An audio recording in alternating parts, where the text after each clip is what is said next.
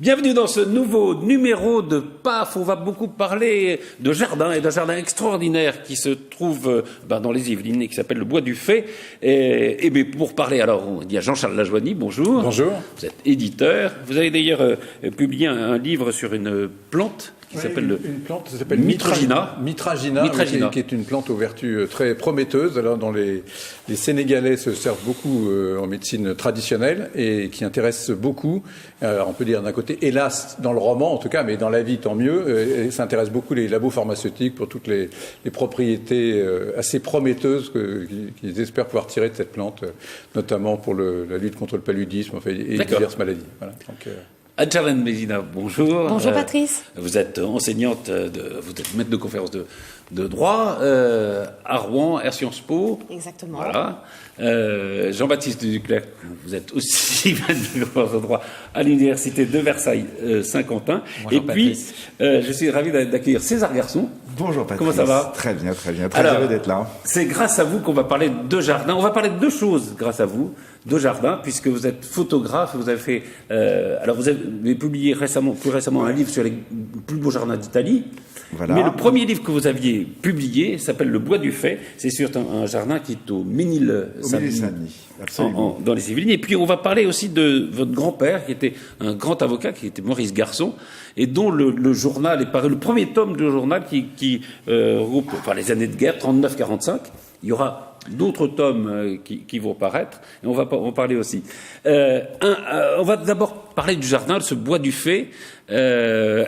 Comment vous l'avez découvert? Alors, comme le dit la chanson, c'est vraiment un jardin extraordinaire qui est sur la commune, qui se situe dans la commune de Ménil-Saint-Denis, qui s'appelle le Bois du Fay, qui est en fait le nom d'un quartier de Ménil-Saint-Denis.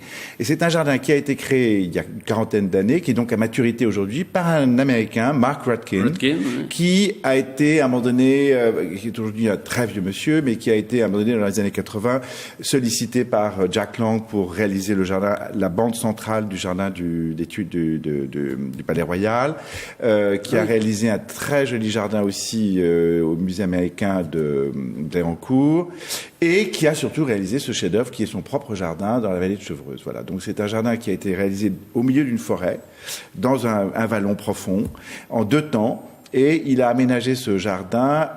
Comme il est américain et de la partie est des États-Unis, du Connecticut, il a vraiment réalisé ce jardin comme un jardin américain avec des essences d'arbres qui, à l'automne, on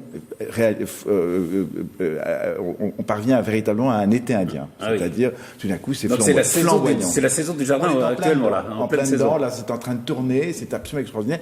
Et en fait, les feuillages changent de couleur quand les nuits sont très froides et que les journées sont très chaudes. C'est exactement ce qui est en train de se passer. Donc, on voit aussi des photos du jardin qui sont vos photos, qui sont dans ce livre qui s'appelle donc le Bois du Fay, que vous avez publié, c'est aux éditions Ulmer, qui est l'éditeur de livres sur les jardins. Mais comment vous l'avez découvert, vous? Eh bien, en fait, j'avais commandité Mark Rutkin pour réaliser mon jardin à Meudon. J'habitais à l'époque dans les Hauts-de-Seine, et j'avais demandé à Marc de réaliser, qui était venu dîner un jour. Je n'avais pas vraiment demandé. Il avait, à la fin du dîner, j'habitais cette maison avec un jardin potentiel, et il m'avait envoyé par fax un plan pour me remercier du dîner. Et j'ai gardé le plan, j'ai respecté le plan qu'il m'avait envoyé, et pendant des années, j'ai travaillé à partir de son plan. Et nous sommes devenus très amis. Et quand j'ai changé de métier, c'est-à-dire que j'avais une entreprise... Vous aviez une agence de photo? J'avais une agence de photo et une entreprise, et que j'ai vendue, donc... je suis devenu photographe de jardin. J'avais jamais touché un appareil. Vous êtes venu à la photo par le jardin, au fond? Je suis venu à la photo par le jardin. J'avais toujours été passionné par l'horticulture et la botanique.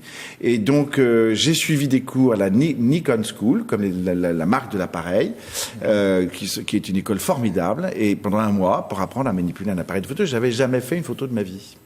Et donc, j'en ai parlé un soir à ce merveilleux monsieur, Mark Rutkin, qui me dit, avec son accent américain, « Je te confie mon jardin, pendant 1 an, tu vas te faire la main. » Et j'ai suivi les 4 saisons merveilleuses, une année merveilleuse, voilà, un automne flamboyant, un printemps plein d'eau et de soleil et de vapeur, un été exquis, tout était beau. Et la neige en février, donc j'ai tout eu. Tout eu. Et je plantais mon trépied au même endroit. Enfin, j'essayais, je mettais vous savez, les petits pics pour le golf, là, pour poser sa balle. Les tis. Je mettais des tis, mais évidemment, ça disparaissait à l'endroit où j'avais mis mon. C'était avant la Ryder trépied. Cup, ça fait. Voilà. Mais j'arrivais à faire à peu près les mêmes vues, comme ça, que ce soit au printemps ou pendant l'hiver. Voilà. Donc on a ça dans le livre. Donc vous avez appris sur le tas, si je peux dire. Je me suis fait la main. Le jardin, Vraiment fait la main tout seul, voilà, absolument. Avec quand même, en ayant beaucoup observé. Bien sûr. Et des photographes, et la photographie. Bien sûr, parce que c'était aussi un peu votre voilà, absolument. D'avant. Voilà. Et comment ça s'est passé? Alors, les éditions Ulmer ont été intéressées par ces photos. Écoutez, alors là, c'est génial. Antoine Isenberg, qui est le patron d'Ulmer, je connaissais absolument pas. Je fais les photos pendant 1 an. Et puis je me dis, il faut quand même que je montre ça à quelqu'un, il faut que j'ai un peu un avis de quelqu'un, etc. Et j'avais toujours en poche, dans cette collection des jardins d'exception, un des très très beaux livres que Ulmer avait publié, qui me semblait vraiment le modèle qu'il fallait suivre. Et Antoine Isenberg, lui m'a vraiment mis la main le pied à l'étrier, parce que je lui ai montré les photos, et 45 minutes après, il m'a dit, monsieur, on va publier. C'est génial. C'était formidable, formidable. Voilà, comment ça a démarré. Et alors, ce jardin aujourd'hui, puisque Marc Röttgen, comme vous le dites, est vieux maintenant monsieur aujourd'hui, personne voilà, âgée, qui peut plus s'en occuper personnellement. Donc, alors, il a une équipe qui est formidable. D'abord, parce que le jardin persiste, le jardin persiste toujours. Voilà, il est toujours, le jardin existe toujours.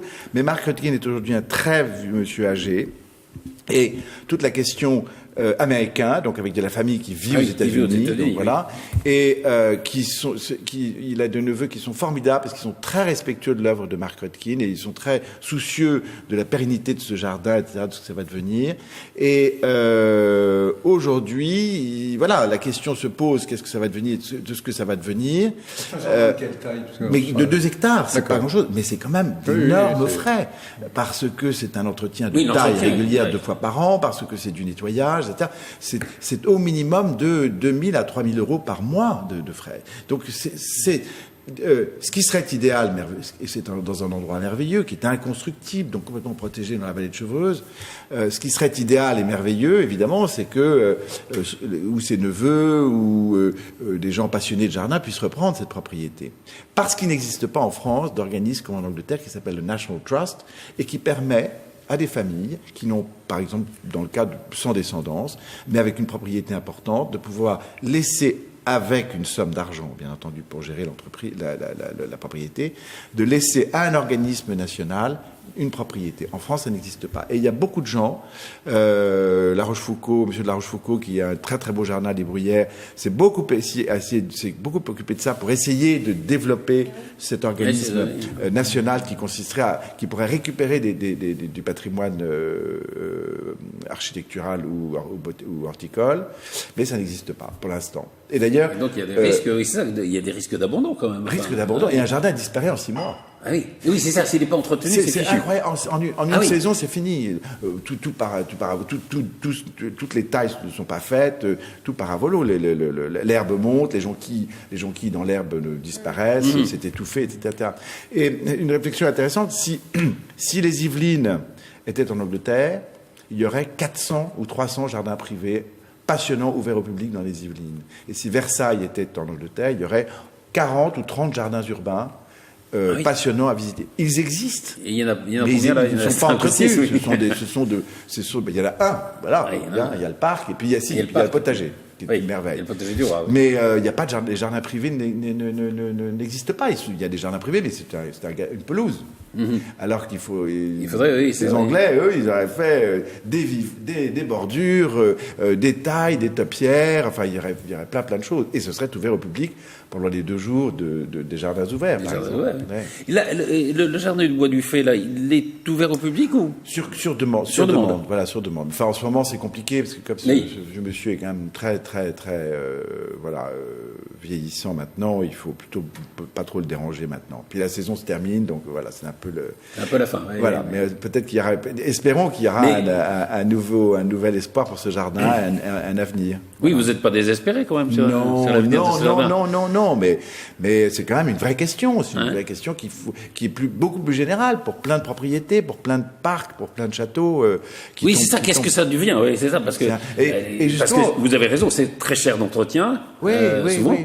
Donc les héritiers n'ont pas forcément. Et puis il y a aussi autre chose, c'est que les héritiers comme les gens meurent de plus en plus âgés, les héritiers n'attendent pas d'hériter de la propriété familiale pour racheter une propriété et aller passer des week-ends, etc. Donc eux-mêmes, à 60 ans, ils ont encore leurs parents, mais ils vont acheter eux-mêmes une propriété. Donc à ce moment-là, ils se retrouvent à la mort de leurs parents avec une propriété qui en plus souvent dans l'individu, donc ils ont plutôt tendance à la vendre. Voilà, donc c'est ça c'est tout un système. D'ailleurs, je crois que Stéphane Bern, très conscient de tout ça, il s'occupe. Oui, mais il y a une émission sur les plus beaux jardins de France, je crois. Oui, voilà. Et puis cette histoire du patrimoine. Et le patrimoine, l'intéresse beaucoup patrimoine. quand même. C'est vrai que c'est un patrimoine qui risque de disparaître. Vous êtes sensible au jardin? On est sensible aussi à entendre que malheureusement ils peuvent mourir par défaut d'entretien, par abandon. Et c'est vrai que cette inexistence d'une autorité publique ou même d'une forme d'aide qui pourrait être apportée à l'entretien de ces jardins, je la trouve désolante pour notre patrimoine, pour notre culture aussi, parce que le jardin, alors je suis pas sûre qu'on puisse parler de jardin à la française pour celui-ci, mais ça fait quand même partie. C'est un jardin à l'américaine, d'accord.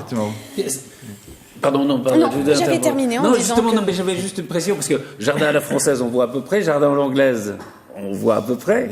Et le jardin à l'américaine, c'est quoi? C'est le mélange des... Beaucoup d'arbres. Les Américains adorent les arbres, et puis ça faisait partie intrinsèque de la nature quand les Américains, quand les premiers Européens sont arrivés en Amérique, la richesse des essences d'arbres en Amérique. Donc beaucoup d'arbres, cette espèce de magie du paysage est-américain à l'automne, qui est vraiment extraordinaire. Et donc on retrouve au Bois du Fay, ça c'est très amusant. Et puis après un jardin plus formel en bas, qui est un jardin plus classique avec des buis taillés, des ifs taillés, et voilà. Et puis pour finir, parce qu'on va pas, mais quelques vivaces qui sont typiquement américaines, les astères, qui viennent d'Amérique. Voilà, donc il y en a beaucoup, et c'était assez touchant de les retrouver là dans la nature sauvage. Voilà. C'est quoi pour vous un beau jardin? Vous avez une définition? Non, j'ai pas de définition, mais je trouve qu'il y a tellement de beaux jardins en France et absolument partout. Je suis tout à fait d'accord avec vous. C'est sûrement dommage qu'il y en ait qui disparaissent, mais il y en a quand même énormément à visiter. On peut quand même passer des journées, des week-ends entiers à se balader en France. On trouve des jardins absolument somptueux, même plus petits que celui que vous évoquez, avec beaucoup moins de 2 hectares. Il y en a qui sont gigantesques. Il y a une profusion. Je pense qu'il y a un amour des Français pour les beaux jardins qui se développe sûrement, surtout peut-être grâce à vous, grâce à des beaux bouquins, etc. Parce que c'est magnifique. Et puis, sans être un peu bisounours, mais il y a un côté retour à la nature, on en a de plus en plus besoin, quoi. Un jardin, c'est apaisant, c'est extrêmement agréable. Comme vous le dites très justement, on est dans une région, un pays où on a la chance d'avoir 4 saisons bien marquées. Donc c'est 4 jardins différents, c'est extraordinaire. Franchement, et les Yvelines, pour ça, c'est magnifique. Dans Paris, il y a des jardins superbes. Bon, on a le jardin Albert-Kahn là, à Boulogne, là, qui est en travaux, mais bon, voilà, ça va se réouvrir. Je trouve qu'on a quand même un patrimoine. On a un patrimoine, oui. Il faut pas le massacrer. Voilà. Font beaucoup. Oui, l'ouverture au public. Absolument. Beaucoup. Les journées des jardins. C'est une prise de conscience et de découverte. Puis ça donne des idées aux gens qui ont de grands espaces, qui disent tiens, pourquoi est-ce qu'au lieu d'une bête pelouse, effectivement, on peut peut-être de temps en temps faire des choses, etc. Et c'est formidable pour un propriétaire, parce que tout d'un coup, il se donne beaucoup de mal, et que tout d'un coup, il peut l'ouvrir à des gens, à des visiteurs, et il peut expliquer ce qu'il a fait, partager, etc. C'est pas seulement dans le sens des visiteurs qui découvrent un jardin, c'est très agréable pour le propriétaire. Pour le propriétaire, oui, c'est là de découvrir ce qu'il fait, parce que c'est... Et oui, parce qu'on est tout seul à bêcher, à gratter dans son truc, dans son coin, puis tout d'un coup, hop, il y a des... C'est rare les actions dont on voit immédiatement le résultat. C'en est une, enfin le jardinage en est une. Et puis il y a par exemple aussi un travail remarquable qui est fait, je trouve, en France sur le recensement des arbres remarquables, etc. Ça, c'est vraiment bien. Je veux dire, les arbres vraiment intéressants sont identifiés. On peut aller les voir à certaines occasions, etc. Qui sont des arbres absolument sublimes, extrêmement vieux ou extrêmement très anciens, souvent, avec des formes souvent insensées. Enfin, et tout ça est, je trouve, plutôt bien mis en valeur. Donc, pas mal, en effet. J'ai été, il y a 15 jours, j'ai été invité très gentiment par Alain Baraton, qui m'a fait montrer les essais parce qu'il y a un problème avec les buis qui sont atteints de maladies. pyrale du Et donc, et c'est un vrai problème dans certaines propriétés d'ailleurs. Et à Versailles. Et à Versailles en question, oui. Et donc, il y a une jeune femme formidable Mademoiselle Beaune, qui travaille avec Baraton et qui est chargée donc de ces essais pour remplacer le buis, qui est à moyen terme condamné. Ouais. Ah oui. Condamné.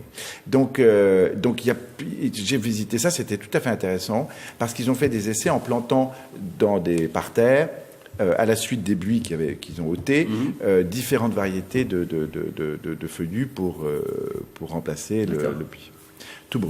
Tout brûle ou tout est atteint par la maladie. Peut-être qu'il y en a un, vaguement, qui n'est pas le chèvrefeuille, je l'ai noté là, etc., qui pourrait peut-être résister et qui est l'Anonymous japonicus, c'est-à-dire une forme de fusain. Voilà, c'est peut-être celui-ci qui pourrait résister. Ah oui, c'est une maladie terrible alors. C'est terrible, c'est terrible. Donc, et ça pour les arbres, les marronniers, même chose. Et ça vient d'où? Ce sont des choses qui viennent qui sont Des chenilles au départ. Oui. Puis c'est pas de la pollution. Des papillons, il y a un ensuite, tel transfert des plantes d'un continent à l'autre, d'un pays à l'autre, etc. que on ne peut rien protéger de maladies étrangères. Jean-Baptiste Duclerc, pardon. Oui, alors moi je suis pas spécialiste des jardins, mais j'essaye plutôt de la pêche, voilà. Définitivement la pêche. Enfin, on peut pêcher dans les jardins, donc il n'y a pas forcément de. Mais non, j'essaye de comparer ça avec ce que je connais et ce que je fais en fait. C'est-à-dire que moi, comme juriste, il y a une maîtrise parfaite de mon objet. Quand j'écris un article, j'ai mes petits éléments, mes arguments, je fais un plan de partie, de sous-partie, je maîtrise parfaitement mon objet. Un jardin à la française, donc un peu. Quelque part, voilà. Alors que dans le jardin, il y a une volonté de maîtriser la nature, de se l'approprier d'une certaine manière, et puis en même temps, il y a aussi, et c'est là ce qui différencie un peu par rapport à ce que je fais, quelque chose qui nous échappe, parce qu'on peut pas non plus complètement préjuger de la manière dont les plantes vont évoluer, des couleurs, des saisons, des maladies, et donc ça peut mourir et ça peut vivre d'une manière qui n'est pas forcément prévisible, et je trouve que c'est aussi ça la magie d'un jardin. Absolument. Ce qui nous échappe d'ailleurs souvent, c'est ce qui fait le charme, parce que on taille, on fait les formes, puis après tu n'écoutes pas. Et puis tout d'un coup, ça c'est la magie ce qu'on n'avait pas prévu qui arrive. Alors, ça, c'est le charme même. Alors, je voudrais qu'on parle parce que peut-être que tout le monde ne sait pas qui était Maurice Garçon. C'était votre grand-père d'abord. Et c'était un grand avocat, académicien français, et dont le journal est publié aux éditions des Belles Lettres chez Fayard. Ça, c'est le premier tome du journal qui est de 39 à 45. Peut-être un mot d'abord sur qui était Maurice Garçon. Eh bien, c'était le fils du pénaliste, d'Émile Garçon. C'était un personnage très singulier. Il est né en 1889. Et c'était un prestidigitateur, un acteur, un peintre amateur, un aquarelliste, il faisait du cirque, un parolier, il écrivait des paroles de chansons, il écrivait du théâtre, un écrivain, il est rentré à l'Académie en 47, et l'avocat, un des avocats du siècle avec René Fleuriot. C'était les deux figures, très différentes qui se battaient toujours l'un contre l'autre. Bah oui, l'un était la gouaille parisienne avec un accent parisien génial, et l'autre très haut, très long, 1m90, très hautain, très très élégant et vraiment un autre esprit. Et puis un avocat merveilleux, parce que c'était un honnête homme. Un honnête homme. Donc le journal est le journal d'un honnête homme, c'est-à-dire un brave type, intelligent, etc., qui se retrouve dans le cataclysme de 1939 à 1945. Et puis c'est un grand républicain, puis et c'est un constat d'une chute d'année en année de son pays, de toutes les valeurs que. Bon.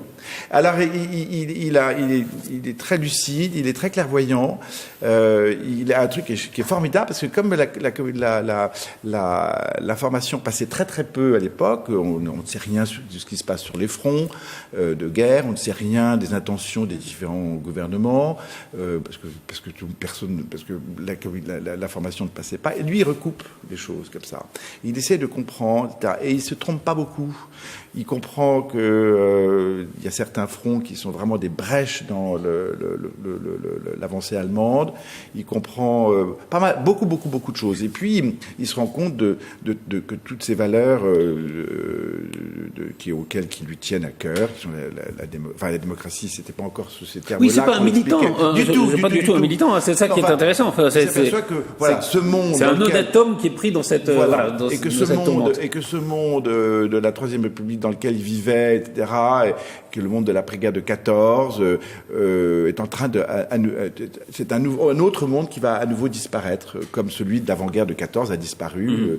Et en effet, voilà, c'est le journal d'un honnête homme entre Paris et sa propriété du Poitou, où il fait l'aller-retour tout le temps. Donc il est à la fois, comme il sort tout le temps, il a une vie mondaine importante, il voit la cour et la ville à Paris. Et il y a une vie mondaine importante pour l'occupation. Les théâtres n'ont jamais été aussi pleins. Toutes les premières de théâtre, il n'a jamais été aussi plein. Donc il y va, etc.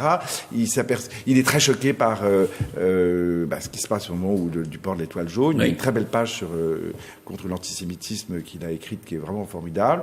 Il y a un truc assez troublant, c'est que il existe un très beau journal qui est écrit par une jeune fille juive, délicieux journal, Mademoiselle Baird, dont le prénom m'échappe, qui était la fille du patron d'Eugène Kuhlmann. Donc c'était des grands bourgeois parisiens qui vivaient dans le 8e arrondissement. Et cette jeune fille, la guerre arrive au moment où cette jeune fille passe le cap de la puberté à celui d'une jeune femme. Et c'est son journal au milieu de ce cataclysme de la guerre. Et c'est vraiment un journal très touchant, très, très sensible. Et le jour où elle est obligée de porter l'étoile jaune, le premier jour, elle va dans le métro pour aller à la Sorbonne où elle suit des cours. Et elle raconte dans son journal que le tel jour, je dis n'importe quoi, le 12 janvier, elle a croisé dans le métro un monsieur qui l'a regardé et que, juste en se regardant, tous les deux, ils ont compris le drame qui se passait dans cette rame de métro, de voir une jeune fille porter une étoile jaune et elle de la porter.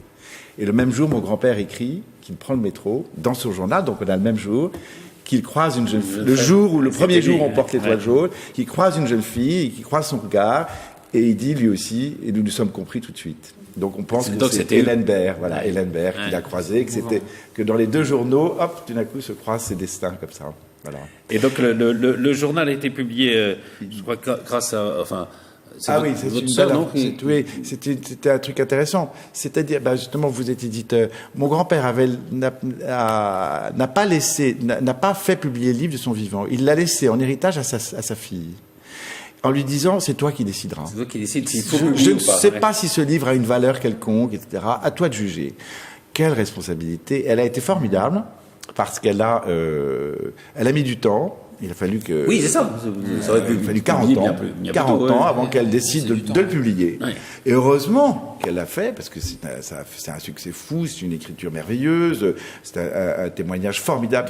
Oui, sur les... Elle l'a fait. Elle a eu cette espèce de coup de génie de considérer que c'était une œuvre très intéressante.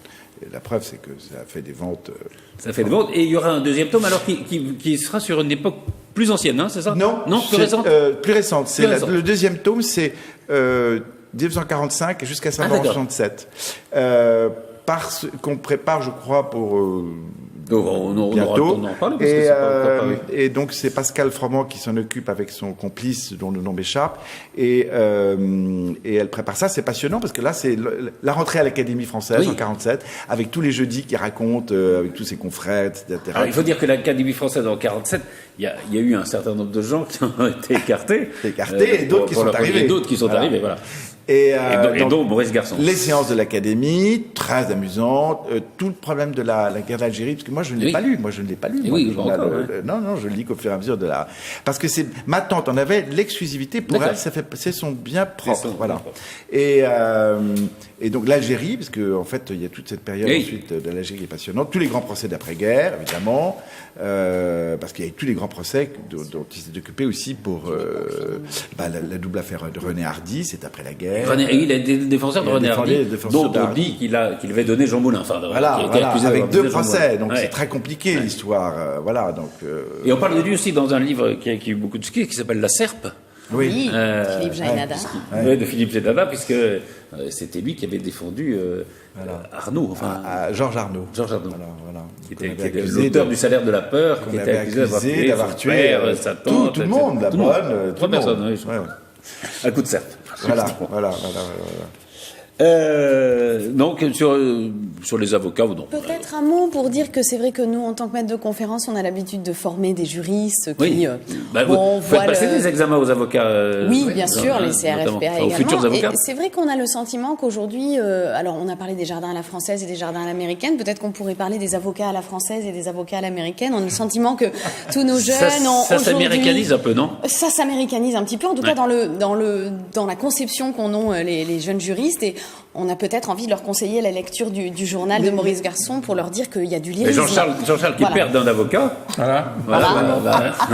L'éloquence disparaît ou pas? Voilà, l'éloquence, oui, à mon sens, bien sûr, et le goût d'écrire aussi, le lyrisme, l'engagement, le sens de l'autre, finalement. Il paraît que Richard Berry a fait un très joli spectacle.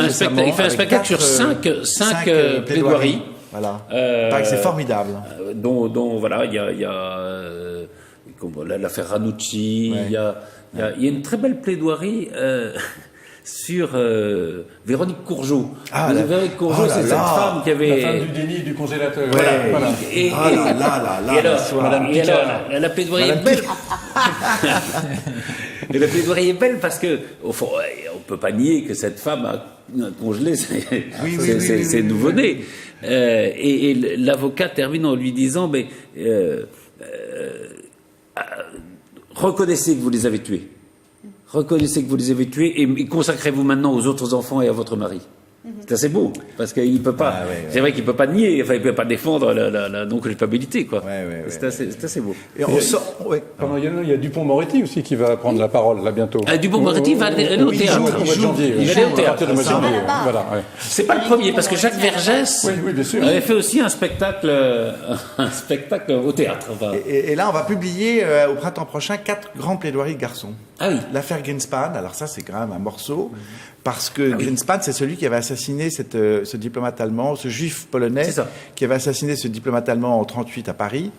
Et après l'assassinat de ce diplomate allemand, survient évidemment la nuit de cristal. La soi-disant vengeance du peuple, c'était pas vrai, c'était complètement organisé par le régime. Les piqueuses d'Orsay, qui est une affaire invraisemblable, où les médecins de l'hôpital d'Orsay, pendant le comment ça s'appelle, le moment où tout le drame de la débâcle. Tous les médecins sont partis en laissant en place les infirmières avec des vieux. Et elles ne savaient plus comment libérer les lits. Donc elles ont pris la décision. Donc il y a eu un procès retentissant en 1942, en pleine guerre, etc., où mon grand-père a défendu les infirmières. Elles étaient livrées à elles-mêmes, sans responsable. C'est ça. Et là, il dit, mais c'est la faute des médecins. Il dit, c'est la faute des médecins, et il dit un truc... Qui ont abandonné leur poste, il dit un truc formidable que j'ai apporté pour vous, et que j'ai pas apporté finalement, je ne sais pas, c'est pas grave. C'était un extrait de la plaidoirie, mais je l'ai pas, c'est pas grave. Mais, et puis, ils vont publier l'assassinat la plaidoirie pour l'assassinat, le procès des étudiants de Poitiers qui avaient assassiné un collaborateur. Et puis la double affaire René Hardy qui va sortir. Et la double affaire René Hardy, c'est une affaire absolument formidable. On va filer le bouquin à Richard Berry, tiens, pour qu'il en. On termine aussi par ces ouvrages qu'a publié Robert Badinter aussi, qui comprennent, alors pas nécessairement ses plaidoiries, mais en tout cas toute sa. Je trouve aussi toute sa vie d'homme à travers les grandes affaires qu'il a eu à juger, et notamment son combat pour l'abolition. Donc il y a de la très belle littérature sur la question. Voilà. Alors on était un peu dans l'autre siècle avec Maurice Garçon, et il y a Charles Aznavour, dont il y a un hommage national, etc. C'est vrai que... Non, mais c'était aussi... Est-ce que c'était pas... Oui, quelqu'un disait c'était le chanteur de la Ve République. C'est pas tout à fait faux. Pas que de la Ve. Non, c'est avant, oui. Vu son âge. Oui, non, mais ce qui est effectivement très curieux, c'est que il est tout à fait... reconnu et connu et apprécié par toutes les générations, même les gens très jeunes. Oui, absolument. C'est- c'est Il y a alors plein que- de jeunes chanteurs voilà. qui ont repris les chansons. Oui, non, mais même les gens qui ont 18, 19 Ils ou 20 connaissent, ans, ils connaissent très bien Aznavour. Quoi. Je veux dire, moi, j'étais en cours quand sa mort est tombée, enfin l'annonce de sa mort est tombée, et avec des étudiants qui ont entre 18 et 19 ans, j'étais absolument persuadé qu'ils allaient Qui dire... ne savaient pas qui c'était. Aznavour, et Ouais. puis, ils ont, sur, Si, tout le monde savait qui c'était. Il y avait 30 élèves, il y en avait 28 qui connaissaient très bien. Ils me disaient, oui, mais si on connaît, il est capable de citer des chansons d'Aznavour. J'étais absolument scotché. Moi, j'étais persuadé qu'ils allaient me dire, mais non, on ne connaît pas qui est ce type, etc. Donc, c'est assez exceptionnel. Quoi. Donc, C'est une histoire d'intégration aussi, d'intégration, presque, j'allais dire, d'assimilation, parce que c'est voilà quelqu'un qui arrive en France, ses parents ne parlent pas un mot de français, ils n'ont pas un rond, etc. Et il va être au fond pendant toute sa vie le défenseur d'une certaine langue française. Il disait même, je me souviens qu'il m'avait dit un jour, alors ses plus belles chansons, elles sont quand même des années 60-70, mais il avait l'impression d'écrire mieux aujourd'hui qu'il n'écrivait à cette époque-là. C'est assez beau. C'est vrai, et quand vous parlez d'intégration, il faut parler aussi de cette double culture, justement, parce que c'est à la fois aujourd'hui un des monuments de notre patrimoine français avec nos jardins. On pourrait mettre des chansons de Charles Aznavour en regardant le merveilleux ouvrage d'ailleurs, mais c'est l'Arménie aussi, Charles Aznavour, et il a fait beaucoup pour son pays. Il a été représentant pour l'ONU, il a été ambassadeur auprès de la Suisse, etc., pour parler de ce combat finalement. Et il disait souvent qu'il avait le sentiment que sa réussite était aussi un petit peu nécessaire pour son peuple, et qu'il avait le sentiment d'apporter un petit peu quelque chose à la légèreté dont le peuple arménien avait besoin dans ces époques-là. Donc il y a à la fois, je trouve, la démonstration d'un combat finalement politique, mais très serein, très pacifique. On n'a pas les rappeurs d'aujourd'hui qui s'empoignent dans des aéroports. On a quelqu'un qui se bat, mais avec beaucoup de lyrisme finalement et de quiétude. Mais ce qui est extraordinaire... Le respect de la langue. Et de respect de la langue. Ce qui est extraordinaire, c'est d'abord le respect de la langue, mais surtout la passion possible pour deux nations, sans que ce soit l'une contre l'autre. C'est-à-dire que ce serait idéal si tout le monde pouvait prendre des leçons d'Aznavour. C'est-à-dire qu'il adorait la France, il a voulu se faire enterrer en France, il adore la France. Ça ne l'a jamais empêché d'adorer l'Arménie et d'être quasiment arménien. Donc il n'a jamais joué l'un contre l'autre. Il dit, je suis français, j'adore l'Arménie, etc. Si c'était une leçon que tout le monde pouvait entendre, ce serait magnifique. C'est vrai que c'est pas forcément un choix l'un contre l'autre. On parle souvent d'identité meurtrière quand il y a justement cette double appartenance, et lui c'est un conflit qu'il n'a pas, enfin en tout cas pensé comme tel. C'est quelque chose. Il a réussi à faire sans d'ailleurs faire une conciliation, parce que souvent on dit que c'est un mélange, mais je crois pas que c'est quelque chose qu'il a surmonté si conflit il y a de cette manière. C'est-à-dire que pour lui il y avait son amour pour la France, son amour pour l'Arménie. C'était deux choses, alors qui n'étaient pas complètement étanches, mais c'était deux passions différentes qu'il vivait de manière différente, et je trouve ça formidable en tout cas dans la manière dont il l'a vécu. Je vais faire un parallèle un peu osé, c'est un peu ce que fait Manuel Valls aussi. Et oui, donc, tout à fait, en disant voilà, je ne renie pas la France, j'adore l'Espagne, je suis né espagnol, devenu français, voilà, je peux aller il y a beaucoup de gens qui lui reprochent j'adore les deux, mais d'aller se présenter à Barcelone. C'est très bien, c'est très bien. Enfin, je veux dire, je lui souhaite d'être élu. Je veux dire, il a eu d'abord le courage d'être anti-indépendantiste dès le début, ce qui était quand même assez courageux à l'heure où tout le monde en France, et bien évidemment, se ruait sur le truc. Ah ben, c'est merveilleux, ils manifestent, donc ils ont raison, ils sont nombreux, donc ils ont raison. Donc là, Manuel Valls, il était, comme on dit, droit dans ses bottes. Il dit non, ils ont tort, c'est une stupidité. Et je trouve ça assez courageux. Quoi. Donc, je lui souhaite le plus grand succès. Peut-être que je vais apporter un bémol. Attention. Oui, tu vas pas me faire peur en plus.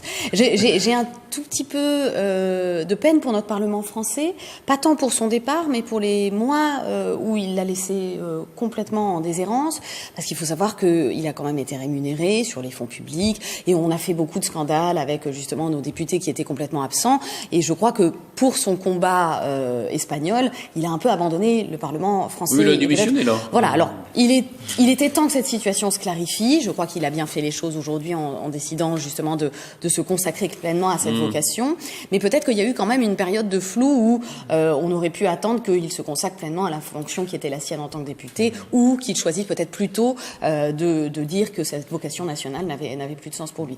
Attention à l'absentéisme. Vous révoltez contre l'attitude des députés de la France insoumise qui, dans l'hémicycle, brandissaient des panneaux bon débarras. Enfin, je veux dire, c'est plus l'Assemblée. Enfin, ils confondent assemblée et crier du marché. Enfin, effectivement, c'est absolument excessif. Mais c'est vrai que si on essaie de se placer dans l'esprit de ces électeurs, enfin, c'est quand même un contrat qui est formé entre l'élu et les électeurs.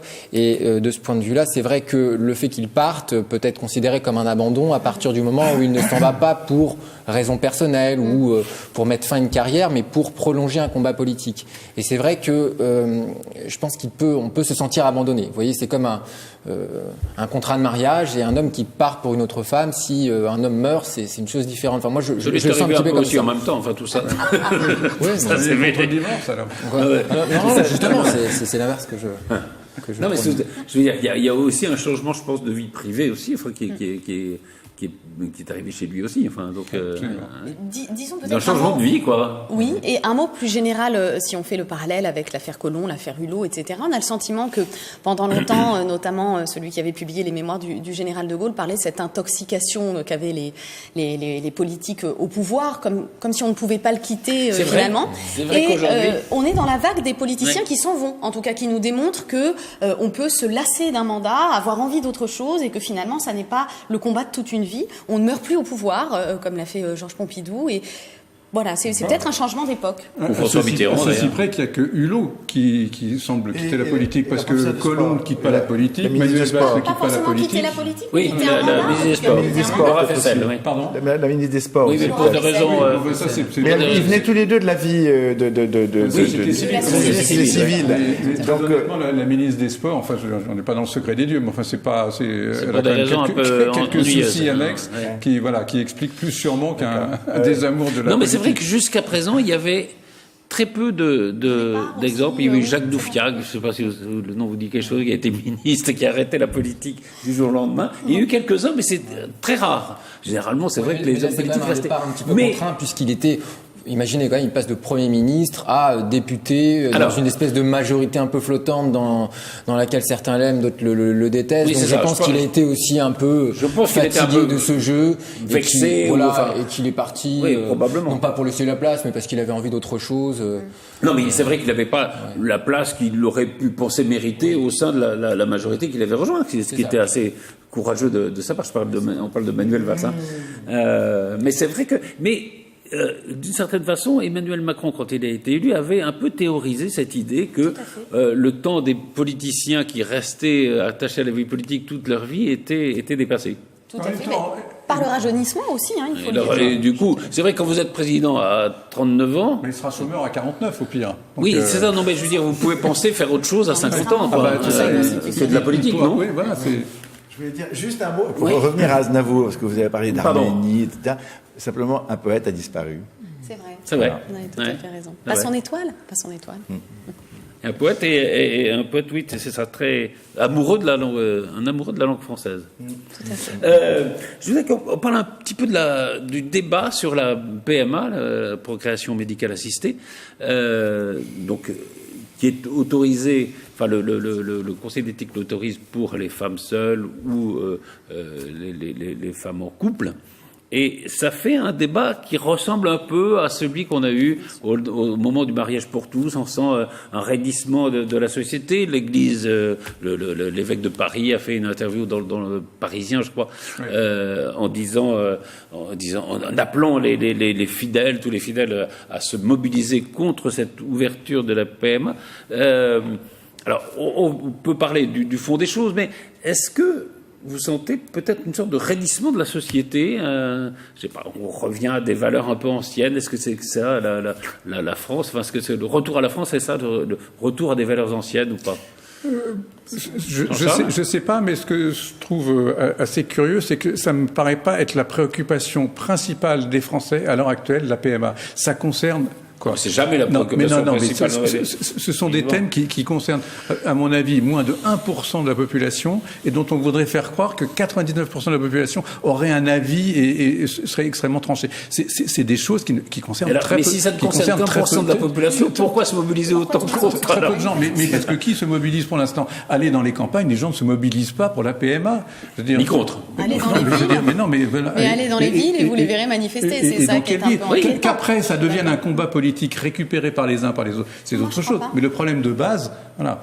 Et après, bon, sur le fond du truc, ce qui était intéressant dans l'interview de l'évêque, dont le nom m'échappe, mais oui, le nouveau évêque de Paris. Ça va nous revenir.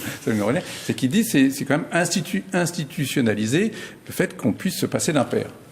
Donc voilà, ça c'est juste un élément intéressant voilà, et qui prête à une véritable discussion. Après, on peut être pour, on peut être contre, mais en tout cas, ça, ça me paraît assez juste. Mais justement, je pense que finalement, la crispation du débat telle qu'elle existe, elle prouve bien qu'on ne se concentre pas sur le fond des choses. La famille, l'existence d'un droit à la vie, toutes ces questions-là, peut-être même les questions juridiques passent en second plan par rapport à une forme d'attachement à ce qui était avant. Par exemple, si on prend la loi sur l'abolition de la peine de mort, je crois qu'un sondage qui avait dû être pris deux jours avant le vote de la loi m'a montré que près de 85% des Français étaient hostiles à cette évolution. Je pense que si on prenait la loi sur l'IVG, ça aurait été exactement la même chose. Ce qu'on appelle les faits de société en France ont tendance... Hostile à l'évolution. Hostile à l'évolution, oui, tout à fait. D'accord. À la loi sur l'abolition. 2 jours ou 3 jours avant. Oui, tout à fait. Un sondage, je crois, qui avait été fait par Le Figaro, qui avait en tout cas eu une ampleur nationale. Donc ça prouve sur la peine de mort, ça avait été... Sur la peine de mort. Alors qu'aujourd'hui, on en fait un... Bah oui. Voilà. Un acquis absolu. Un acquis absolu, comme quelque l'IVG. chose... Exactement. Absolu, c'est une Donc chose... moi, je crois que sur les faits de société... Mitterrand avait même dit, je me présente à la présidence de la République... À cette condition. Et bien que je sache que une majorité de Français est pour la peine de mort, je dis que moi, si je suis élu, j'abolirai cette peine de mort. Tout à fait. Et ça a été. Alors après, c'est très intéressant parce que les spécialistes de sciences politiques, enfin, je parle sous votre contrôle, mais disent que ça lui a peut-être apporté plus de voix que ça ne en a enlevé, parce qu'il y avait le courage d'affronter l'opinion aussi.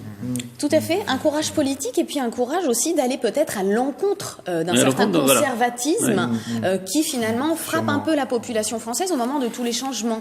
Et moi j'ai le sentiment que, par contre, je ne suis pas d'accord avec le fait que les gens s'en fichent un peu. À mon sens, finalement, on réveille un instinct primaire de révolte contre le changement des choses, qui me semble plus général que particulier. Plus le goût de la polémique. Plus le goût de la polémique, qui est très franco-français. Oui, c'est très français.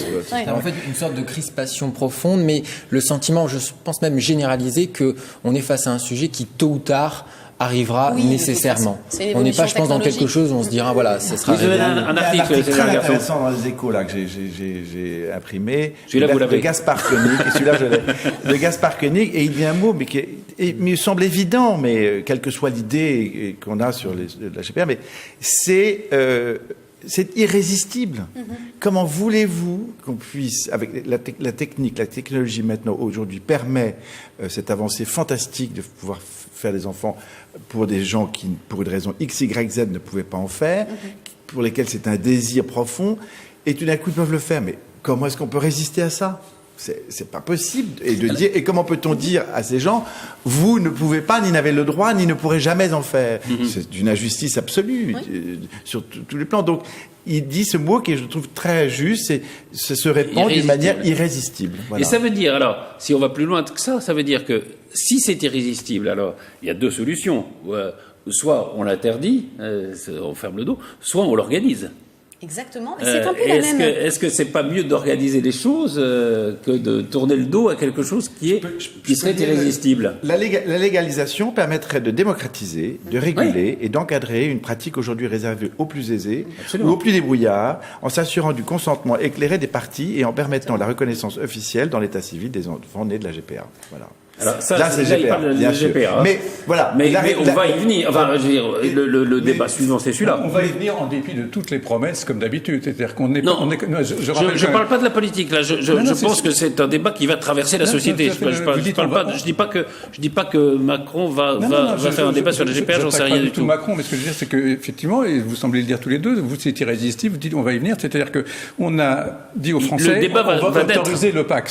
Et le Pacs, les premiers opposants au Pacs ont dit, dit, ben non, parce que le Pacs, après, c'est le premier pas vers le mariage pour tous. Et au moment du Pacs, souvenez-vous, c'est mais jamais de la vie, rassurez-vous, le Pacs, c'est le Pacs. Bien évidemment, 5 ans après, il y a le mariage pour tous, les gens qui étaient cons disent, ah ben non, parce que le mariage pour tous, on va avoir la PMA. Mais jamais de la vie, mais vous plaisantez, mais vous nous connaissez, etc. Mais à chaque fois, on prend quand même les gens pour des cons. Et ça, c'est quand même extrêmement gênant. Alors, disons-le clairement, comme vous le dites. Est-ce qu'on prend les gens pour des cons? Est-ce que c'est en effet des étapes qui se subliment les autres? Disons qu'on va tout admettre. Non, mais il n'y a peut-être pas un grand Manitou derrière tout ça. Mais disons, si vous pensez qu'effectivement. C'est un peu la théorie du complot. Non, pas du tout. Non, mais si c'est effectivement irrésistible. Ça provoque quand même beaucoup de discussions, beaucoup de réflexions. Oui. C'est tout à fait passionnant quand même. Alors, il y a des gens, il y a du militantisme contre, qui était tout à fait, à mon avis, tout à fait peu intéressant, mais ça provoque beaucoup quand même de réflexions passionnantes sur tout l'avenir de l'humanité, sur l'avenir de la famille, sur l'avenir.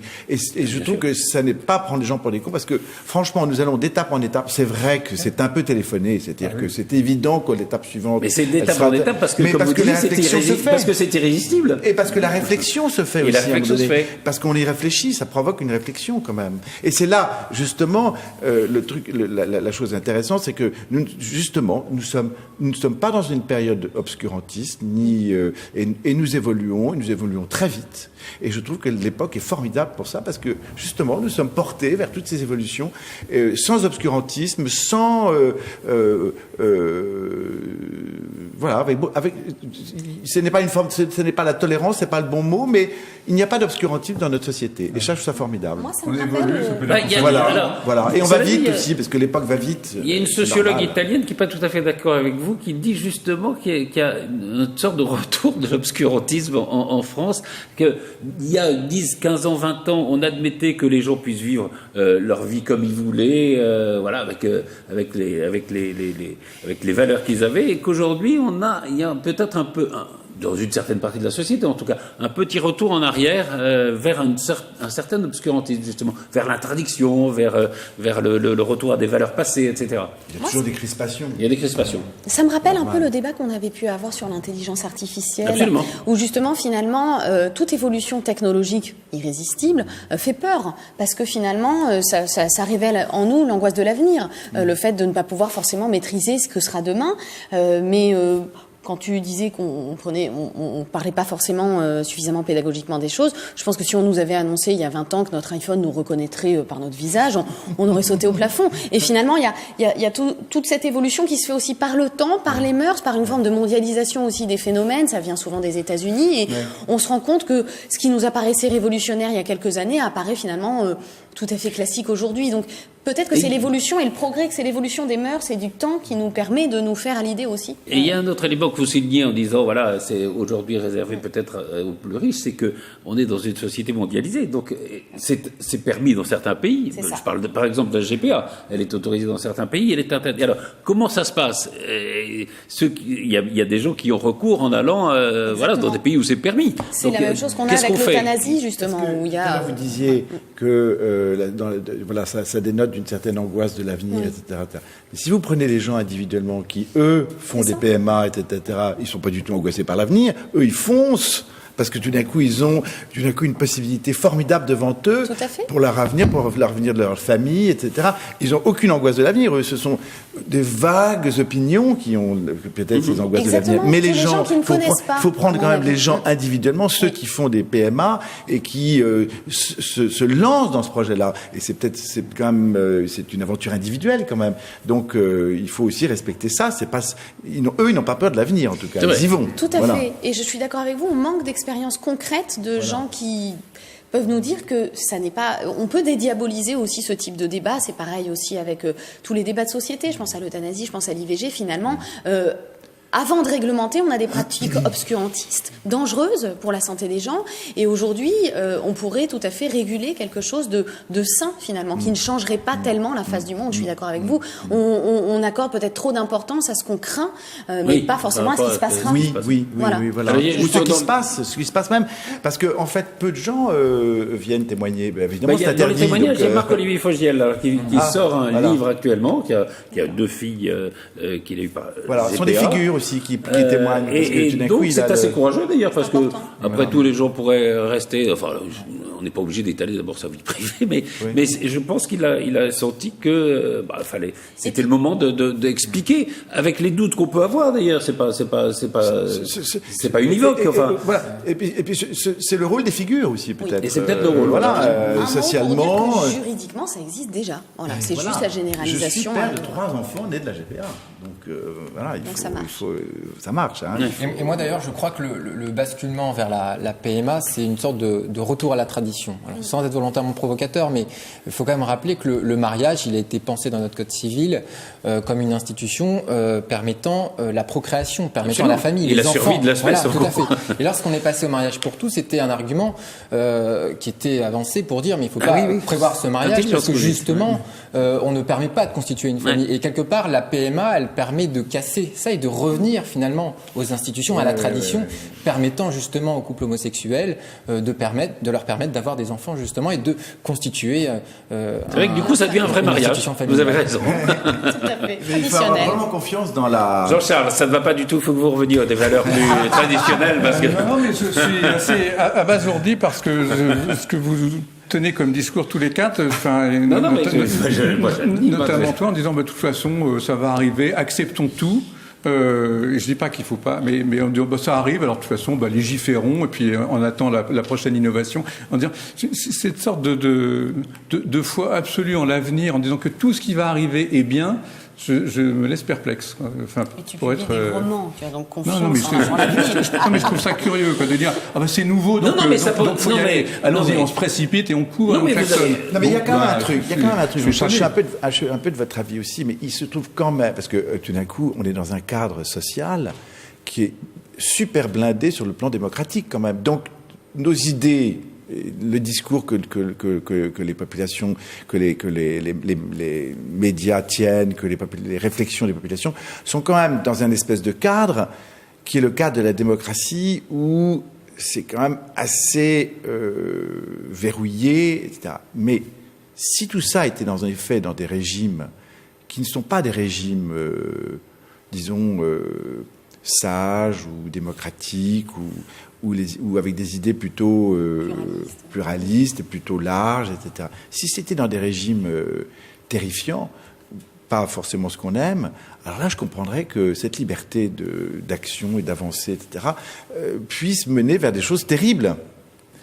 Nous sommes dans des cadres, quand même, dans un cadre d'une société qui fonctionne et qui a des règles très élargies, très larges, mais qui sont quand même précisées. On n'est pas quand même en 1939 dans la politique en Allemagne. On n'est pas en quand même. Roumanie où il y a un référendum qui veut interdire absolument un mariage qui ne soit pas entre un homme et une femme. Ouais. Voilà. Là, on est dans le sens contre Roumanie, qui fait partie de l'Europe quand même. Ça aussi, ça pose des problèmes d'ailleurs pour ce qu'est l'Europe et Il ce dit qu'est dans le cadre de l'identité. l'euthanasie autorisée en Allemagne en 1939, quand même, Oui. avec un sens de la morale qui explose. Ça, alors là, ça devient très très dangereux. Nous sommes quand même dans un cadre où la morale existe, elle continue d'être respectée. En fait, toutes les opinions sont présentes. Il me semble que c'est un très bon cadre on part pas n'importe où. Voilà, on part mais pas là, n'importe où. là, vous avez sans doute raison aussi, c'est que notamment la PMA, la GPA encore plus, pose en effet un certain nombre de débats. On peut tout à fait sur le rôle de la femme, et une sorte de marchandisation du corps. C'est vrai qu'il peut y avoir des débats là-dessus. Enfin, Mais c'est normal. Tout à fait normal qu'on Mais qu'on le oui, fait, et absolument. puis la question se pose tout à fait légitimement, quand même, absolument. Oui, non, et c'est bien qu'il y ait des débats. Après, qu'il y ait des crispations, c'est un peu différent, quoi. Oui, parce que les crispations, elles sont générales, elles mettent tout sur le même niveau, elles sont sans nuance, voilà. Et c'est ça que je trouve un tout Il y petit avait, peu... dans les manifestations contre le mariage pour tous, il y avait, pas tout le monde, mais une certaine partie d'homophobie, de choses comme ça. Oui. Qui existait quand même, enfin. Non? Ben oui, ça c'est absolument évident. Non, ça, je pense que personne n'ira jusqu'à le nier. Après, c'était aussi facile de réduire les opposants au mariage pour tous à une manifestation d'homophobes. Oui, c'était pratique. C'était pratique. Non, mais bien sûr. Ici, ils sont très mal pris d'un côté et les autres sont très bien pris de l'autre pour dire appuyer. Là, il fallait bien s'y prendre de leur part. Ça aurait été moins facile pour les pros, pour les pour. Ils s'y sont très mal pris. Et assez bien pris parce que ça a créé aussi un mouvement, important. Je veux dire, le soutien, par exemple, de Fillon à la présidentielle, c'était notamment des participants à la manifestation contre le mariage pour tous. Peut-être qu'on n'arrivera pas dans ces écueils avec le débat qui a lieu sur la PMA et qui aura peut-être lieu sur la GPA, étant donné que le ministre et le président ont vécu l'expérience du mariage pour tous. Et donc, du coup, je pense qu'ils vont essayer de... Alors, c'est déjà la ministre de la Santé qui a dit qu'elle voulait déshystériser, ou un mot qu'elle a inventé. Emmanuel Macron avait dit d'ailleurs, il avait eu des mots pour les manifestations contre le mariage pour tous, en disant qu'ils avaient été humiliés, etc., et qu'ils comprenaient parfois leurs réactions, quoi. C'est là qu'il faudra qu'il démontre qu'il sait parler aux deux. Et là, on entre quand même dans un débat qui ressemble un petit peu à celui qu'on a eu il y a quelques années là-dessus. Peut-être qu'on aura plus d'apaisement autour de cette question. Ça serait bien. Aussi, je crois, les débats autour de l'IVG, non c'était extrêmement violent. Extrêmement violent. Et ça a duré bien des années après. La légalisation de 75, je crois. Mais dans 10 ans après, il y avait encore des débats terribles. Et Emmanuel Macron a dit qu'il entendait s'inspirer justement de la manière dont Simone Veil s'est battue à ce moment-là, parce que justement, elle a réussi à ne pas en faire un combat féministe non plus, ni à crisper finalement les volontés entre les pros et les contras, et en essayant de démontrer ça comme une forme d'évolution de la société. Et je crois que c'est un peu le champ lexical qu'essaye de développer le ministre à l'heure actuelle et le président. Il lui reste à trouver une Simone Veil. Oui, il y avait une personnalité mirobolante. Ça a été le génie de Giscard était de confier le dossier à Simone Veil, qui était ministre de la Santé. Et il faut dire que Le Canuet, qui était catholique et ministre de la Justice, n'avait pas voulu défendre le projet de loi devant la Allons trouver une personnalité aussi mirobolante. Ça fait 2 boulots pour Macron. Trouver un remplaçant à Colomb et trouver un remplaçant à Simone Veil. Il faut qu'on se quitte dans quelques secondes. En un mot, il y a le salon de l'auto, vous y allez pas? J'y suis allé. Vous y êtes allé? Oui, ça y est. Vous avez acheté, non? Non, mais c'est tout. Il y a beaucoup de choses virtuelles, beaucoup de voitures économiques, beaucoup écologiques, beaucoup de voitures électriques. Non, c'est bien. On a un changement là aussi, hein. C'est juste il faut une voiture à 7 places électrique. C'est juste un tout petit peu inquiétant parce qu'il y a quand même de moins en moins d'exposants, moins en moins de places, et c'est assez curieux. C'est assez curieux. Il y a moins de constructeurs, il y a moins de. Les stands se rétrécissent un peu. On va choisir entre le salon de l'auto et le salon de jardin. Je préfère le salon de jardin. Chantilly dans 8 jours. Le grand festival. Le Bois du Fay, en tout cas, on peut le lire, on peut le regarder grâce à ce livre aux éditions Ulmer de livre de César Garçon. Et puis je rappelle le journal de Maurice Garçon, 39-45, pendant les années de guerre. C'est chez Fayard, c'est aux Belles Lettres. Merci infiniment. Merci à vous. Merci à vous, merci César Garçon, merci Jean-Baptiste Duclerc, Madame Bézina, Anne Charlène et Monsieur Lajoigny Jean-Charles. Merci. Et à très vite pour un nouveau numéro de PAF.